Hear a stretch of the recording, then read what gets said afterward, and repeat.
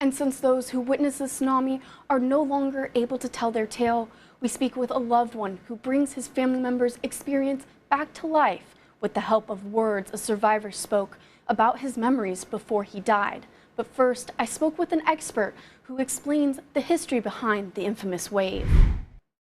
That wave was so massive, and I'm here in downtown Anchorage to give you a perspective on its height. This building behind me is the ConocoPhillips building.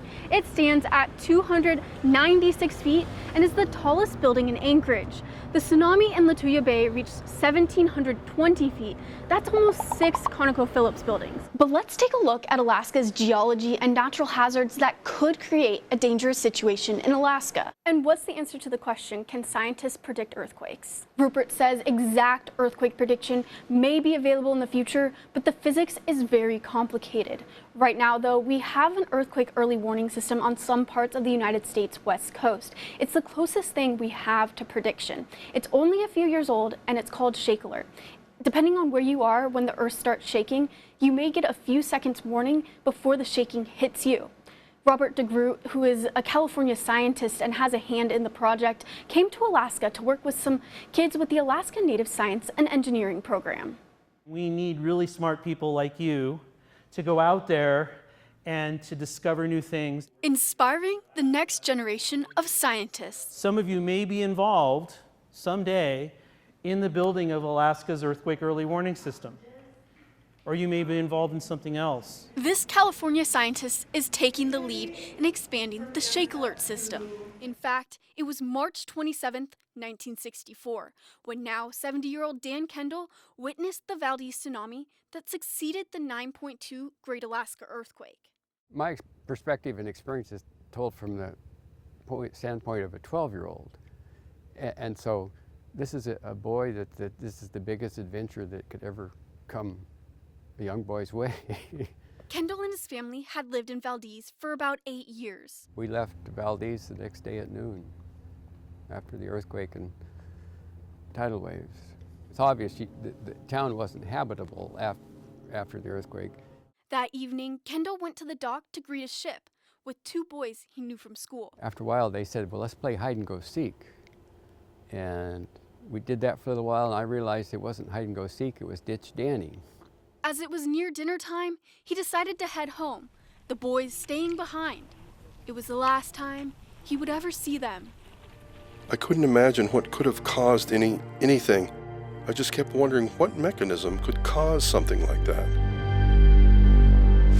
Even with the force of the world's largest recorded tsunami, Howard navigated the boat through the water that was sloshing on all sides of the bay.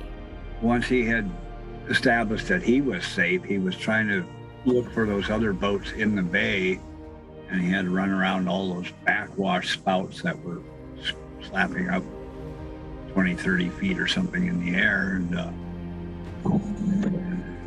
And then, of course, there started to be a line of trees and logs that were beginning to form up like a big raft, and they were kind of forcing him out of the bay. It was later learned that one of the other boats, the Sunmore, was swamped near the bay's entrance. It went down with Orville and Mickey Wagner on board. They were never found. Mr. and Mrs. William Swanson, who were aboard the Badger, survived. My father knew them, of course. They were all fishermen. 58 years later, looking back at a photo of the dock's ruins. And, you know, the life of Valdez was right there at that moment. Treating this picture as a memorial. You know, this represents to me the people that perished on that day. Reflecting on the moment. There was something bigger than me that told me to go home, and I did that. A 12-year-old, keeping his life just blocks from where people were losing theirs. Well, my Protestant friends always ask me if I've been saved, and I say, well, I was saved on March 27th, 1964 at 5:36 p.m. I mean, it's a clear event in my life that just changed dramatically. A humbling story from someone in the midst of a disaster. It shows a piece of history and just one tale of what Alaskans endured on that Good Friday nearly 60 years ago. But now that we really do know what tsunamis look like, I'd like to help prepare you in case you ever encounter one.